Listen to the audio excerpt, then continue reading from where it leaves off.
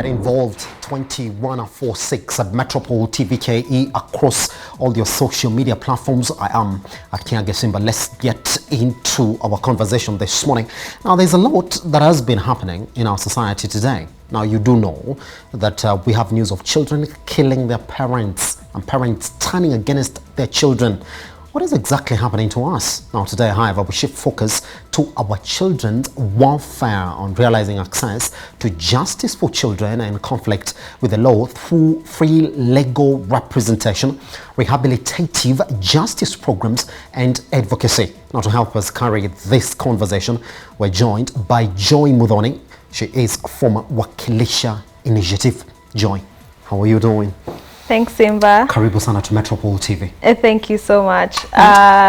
Just to get into it, can we know what Wakilisha Initiative is before we get into the gist of the conversation?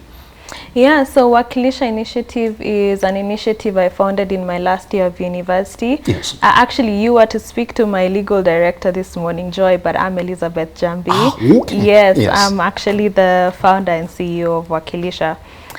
So as you've just said, we work to promote access to justice for children in conflict with the law. Yes. Let me just take a beep and explain who children in conflict with the law are.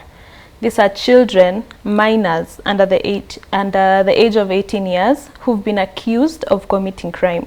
So they're actually facing charges in court, they've been arrested, they've been arraigned in court, and they're going through the entire process.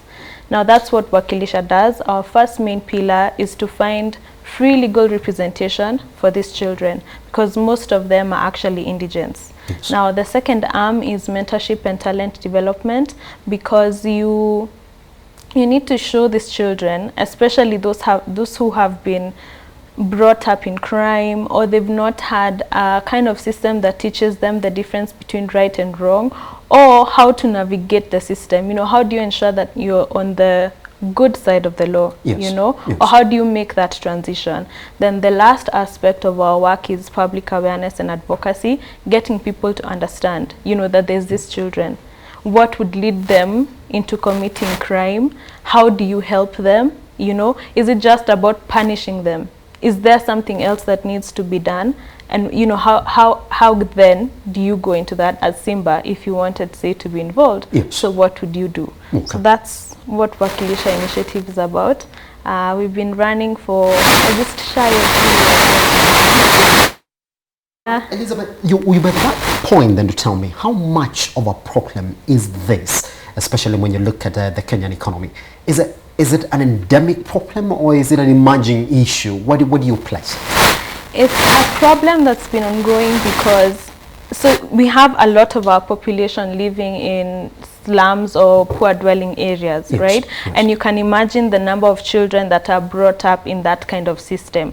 Now, other than that, there's also children who are not necessarily brought up in slums, but they've not had you know, there's a lot to do with proper parenting and, you know, just the kind of society that you're in. You know, they got into the wrong crowds within schools and whatnot. So they found themselves in crime. The numbers are astonishing. And it's not something that's just started. In fact, just the other day, I was speaking with a gentleman who is probably 40 years old now. And he was a child in conflict with the law. So he'd gone through the system. He was telling me, oh, do you know this institution? Yes, I've been there. Do you know this other one? Yes. I've been there. Yes. So it's not something that's just emerging. The numbers are there. But as our economy gets worse, which it is, yes, then you have more people going into crime. Yeah, you have more people, more children having to fend for their families. And how else do they do this if they don't have a proper education? If they've not been taught, you know, you don't really have to take my phone, you can do something else, yes, you know? Yes. If that's what they know, then you have more and more. As the economy gets worse, then you have more people going into crime. And unfortunately, you have the younger generation that, you know, with technology also, some of these things, the crimes that people are committing, you know, as the case that you raised, you have people now watching a lot more television series that are showing them, okay, so this is the A to Z of how to commit a crime. About to commit a crime. Yeah. It's well broken down. And how to get away with it. Yes. Right? So yeah, it's a problem that's been ongoing. It's definitely not something that's new. Yes. Yeah. I'm going to ask you this. Well, do you really have to go to the system itself? And I'm talking about these courts for you to get these kids, or there's a proactive system of actually trying to identify these kids who might find themselves on that side of the crime?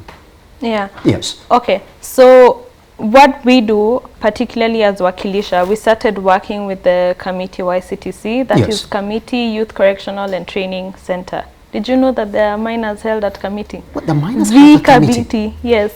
Do we have laws that are supposed to govern the way in which minors interact with the system? Yes, definitely. So for instance, you can't hold a minor in the same place with an adult. Yes. But so when I say that there are minors in committee, so there's different prisons within committee as you know it. Yes. So there's the committee main that we grew up knowing, the big, the bad committee. And you feel it. You know, if you pass through, you feel it.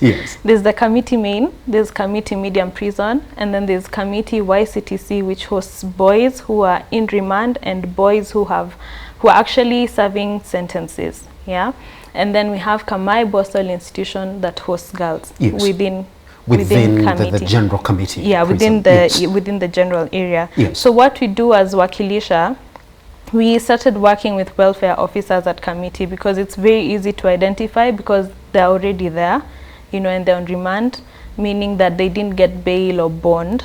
So, if you are arrested today having committed a crime, God forbid, you have the right to bail, but under given circumstances, the court might not grant you bail. So you would then be remanded to a facility. In your case, you're an adult, so you'd go to an adult facility. But for minors, some of the facilities that be taken include, if there were boys, committee YCTC. And from there, then it's very easy to work with the officers, find out what crime is a certain boy being accused of, do they have an advocate, where is the court, and all that. So it's easy for us to identify the cases in that manner. But we also do, now that people know about us, we also get referrals or people calling us and saying, oh, I've had this story, can you help? So Elizabeth, let's talk about the help then that you actually get to extend to this, what we like to call them children in a sense, because now we are under the general perspective of what we were talking about. That's essentially somebody who is below 18 years old, according to the Kenyan Constitution, isn't it? Well, you get in touch with them. So what after now? Because that's where the conversation is. So ideally, the right to access to justice begins at the point of arrest. And especially for a child, as we said, they have a right to be held separately from adults and all of these things. So when you're talking about access to justice, it's not just about representation in court. It is from the point at which you're arrested. If someone is able to get to you at that point, were you held separately? Were you held as a matter of last resort? Is there something else? Do you have to go through the court system? So I have to commend the Office of the Director of Public Prosecutions, the ODPP, because they've introduced the plea bargaining guidelines and diversion policies. So what that means is, especially for a child who's a first-time offender, they don't have to go through the formal court process. They'd go through something we call diversion. And the reason behind that is when you're working with children, you also really need to think about the psychology. The Constitution talks about when you're dealing with children, you have to think of their best interests at all times. So if you, and I'll keep using you as an example, if you're taken through court, you can imagine you're there, you're at the dock, you're being asked, oh, did you commit this crime? And you're already, just by virtue of being there, there's the feeling as a person that you get, I'm now actually, facing charges, I'm in conflict with the law. And that's you as an adult and how it would impact you. So could you imagine if you were a child, this is your first offense. So because of that and also some of the delays within the system, there's policies that we have such as diversion where you would not necessarily go through the court process, but you would talk through child officers, probation officers, and then it would be possible to determine, are you put under probation? Do you do community service? Or, what's the best way to rehabilitate this child? Because the essence, even of, being jailed, is rehabilitation at the core of it all. Or plea bargaining. So there's lots of things. Once we interact with this child, Now, if we're taking them from committee, this means they've already got through the court process. You know, they're already in court, so it's not really essentially a matter of diversion, although it could be. So once we get an advocate to represent this child, we also have a student volunteer, because the thing with advocates, we don't have time. Well, I'm a lawyer myself. You don't have time. I want to deal with this. Get the next you're working on billable hours. Yes. So you have a student volunteer who will help you with research, who will also, you know, keep tabs on when should we go to court, when's the next date. You know, keep the things that ideally, even if I was a pupil in a law firm, probably a lot of the things that I would be doing. So specifically for Wakilisha, in this case, we have the advocate and a student volunteer. Yes. Then we'll make sure that the child also knows that you have an advocate who is representing you. They've met, meeting the guardians as well, and then now going through the court process and seeing the best way to have this child represented. Isn't it? Just, I'm going to ask you on exactly what really inspired you to be part of the Wakilisha process, but that's later on now. Now, I think for 3 years now, you've seen these cases, you've gone through a one-on-one approach with them. What do you think you blame this problem, especially in the country, from? Is it bad parenting that normally pushes people to this? Is it, how would you summarize it, Elizabeth? Well, I wouldn't blame one particular aspect. I know we're very keen to say, oh, why did the parent not know? Or, you know, where was the parent when the child was running away? Does it start from there, though? Yeah, it does start from home. Yes. Well, if we're being especially truly talking honest. about a kid, isn't it? Yes, it does start from home. Yes. You know, but did this child even have a family in the first place? You know, before you go and start blaming the parent, was the parent actually there? Yes. Yeah, I would not put blame on parents specifically, but I'd put blame on our society and the kind of family values we have. So for instance, if I'm an adult, do I also know what my neighbor's kids are doing? You know, would I be able to raise alarm to my neighbor and tell them, oh, I think your child is going through this, and not it being parent shaming, but how do we improve this child? How do we help them? Yes. Because and the reason I'm very careful not to blame parents is because we also have parents who've tried everything. I mean, with these cases, they're actually parents who have now brought their children. Do with the child what you want, because they've tried everything that they can.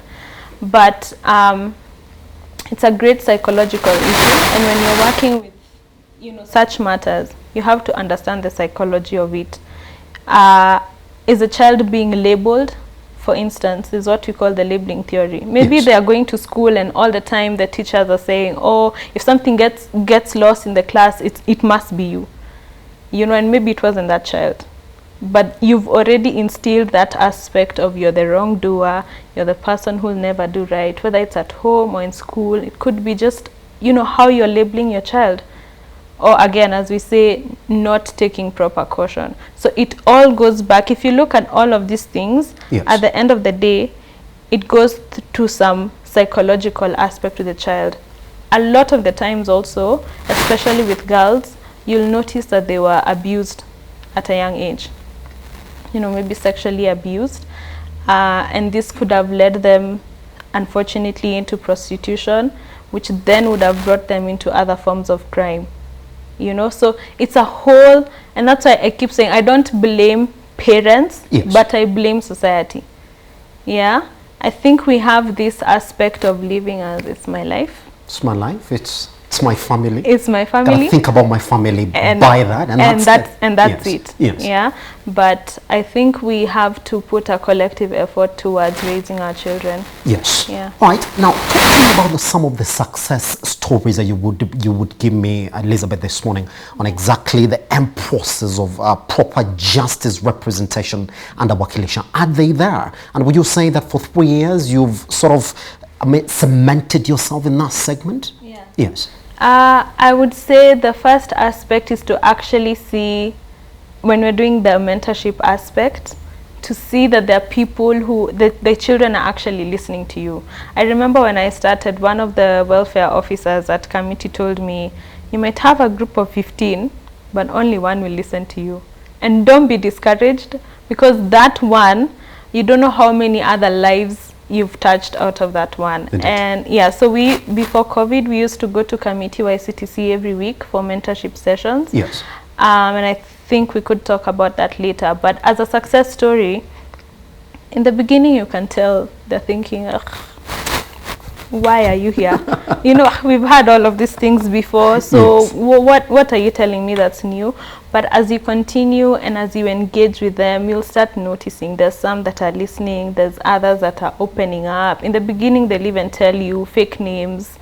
Somewhere in the middle, you start hearing, oh no, but they're being called a different name than what I had. And then they tell you, honestly, Mwalimu, my name is so and so, and they start opening yes. up. And for me, that's one of the biggest things. Yes. Yeah, that you're actually impacting this person's life. Hopefully, if they leave, they won't go back into crime. Yes.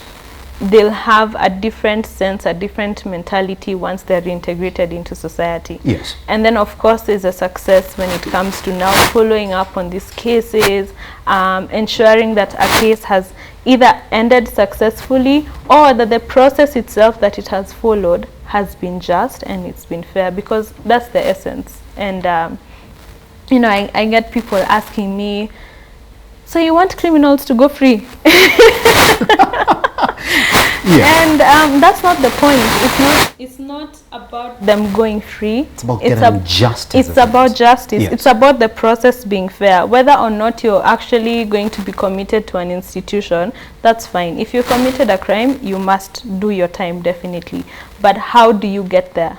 You know, was it fair? Did you understand the charges leveled against you?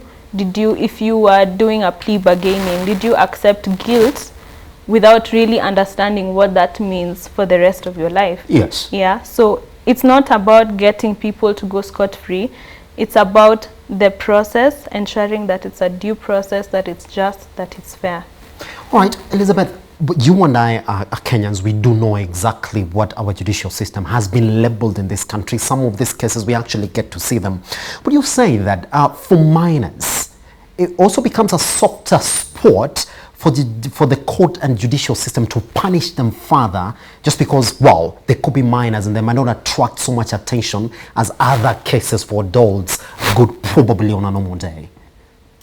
Are you asking if the court would be inclined to offer heavier punishments? Sort of not to be stronger in terms of really following the judicial process fully, because essentially you're dealing with a minor.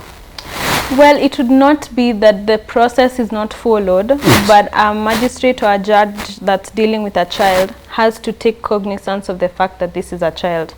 So because there's different, you know, as I said, there's different procedures that must be followed for children, ensuring that they're held in the right institutions. The psychological aspect of it comes into play.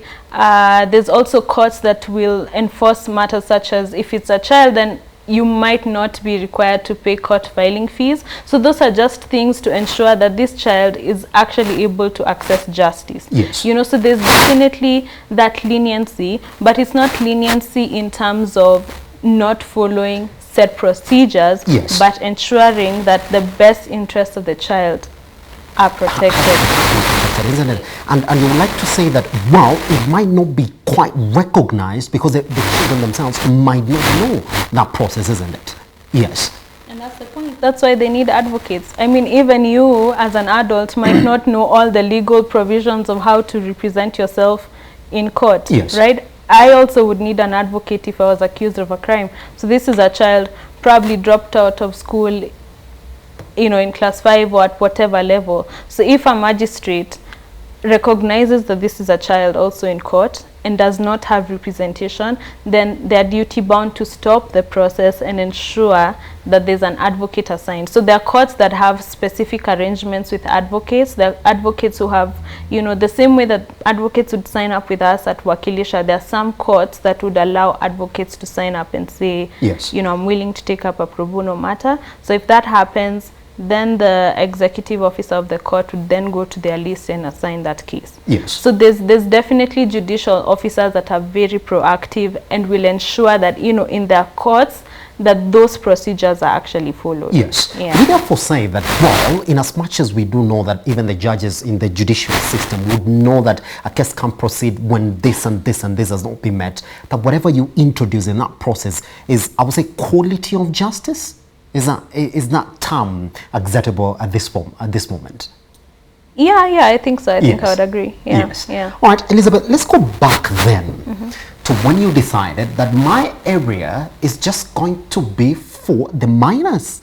Just making sure that they have justice. What really pushed you in this area? Yeah, it's interesting that you asked the question like that, because I initially thought I would be, in business. Actually, I'd do corporate law.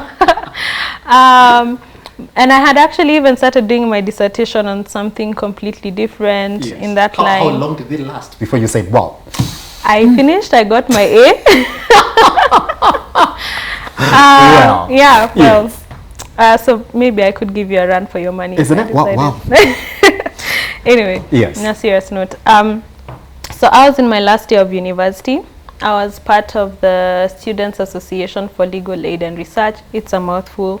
In short, we say SALA, at the University of Nairobi. So we would have legal aid sessions, but I was a bit scared of going for these sessions because I kept thinking, what if I give someone the wrong advice? I'm just a mere student, and I'm affecting their life. And if you go to these things, people come with real problems. So I was always very scared of doing these things. Then one time, we had a data collection exercise for pendekezo letu. I don't know if you've heard of them. It brings a bell. Okay. Yes. Yeah, so we were doing a data collection exercise for them, and I remember hearing that we're going to committee YCTC, and I was like, we're going to committee? Okay, interesting. And we're going to see kids. What are kids doing at committee? So was that opener for you? Yeah, and I was very excited. So I signed up for the session, and I went, and we were doing our data collection exercise. So the point was just, hi, how are you? What's your name? Where's your where's your case at? What have you been accused of? Do you have representation? So it was just your basic data collection exercise. And we went, and I remember there were seats everywhere, and a boy would come, sit, ask your questions, you have a conversation, you're done, next, And as I went through that process, there was an underlying theme. They were all from poor backgrounds. They all just looked like, my cousins at a younger age, or my friends. And I remember at the time, they had all, a majority of the ones I had talked to were accused of possession or trafficking or use of narcotics. It was all just bang. Most of the cases that I handled on that particular day. And I kept thinking that these children are risking years behind bars. I remember especially one had actually been accused because they were found with a roll. I think a roll is either 25 bob or 50 bob. Could I don't know on the streets, but it's cheap is my point. Yes. That I'm sure it doesn't get to 100 bob. Yes. That could have cost them years of their life. And it was very saddening for me because I was in university at that time, and you know how party goers are in uni, and I was like, this could have been any of my friends or any of my family members, but if they were in that particular situation, they'd have found a way to get out. They'd have found an advocate to represent them. Proper lawyer, isn't it? Yeah, proper. Yes. If you're accused of committing a crime today, most likely you will have an advocate. You can afford it, or your family will come together, or your friends, but there'll be someone who has your back. Yes. Right? Yes. And I kept thinking of that, and it just stayed with me the entire time, that these boys could just lose their lives like that. One, they've already been dealt, a bad card. If you play poker, I don't know if that's the language. Yeah, that's a bad card. Yes. It's a bad card. Yes. By virtue of where they've grown up in life, they've it's almost as if their script in life has been written down for them. This is how, and they've believed that. Yeah. And I just wanted to feel that I was a part of making a difference in terms of ensuring, not that they go scot-free for those who had actually committed crimes, but that there's justice. There's someone who actually cares for them, there's someone who ensures, I mean, what's the purpose of the law? Is it not to serve society? Yes. And they are part of society. Yeah, so that's why I started it. I just felt that they could have been anyone else, but because of most likely their family background, they're in this particular situation. Pretty much. All right, so talk to me about Wakilisha. You've been in the business for 3 years. Talk to me about 10 years. What vision we have on the table as we clear this conversation? Yeah. So in 10 years, we want to have programs across the country. At the moment, we're mostly focused on Nairobi, and I want to ensure that, you know, when we're talking access to justice for children in conflict with the law, we're talking about Kenya, full force. Across the board. Across the board. Elizabeth Njambi, thank you very much for joining us here at Metropole Television. Thank you for having me. All right, any questions that you may have for her, 2146 is your SMS line at Metropole TVKE across all your social media platforms. #BusinessIM. Good morning.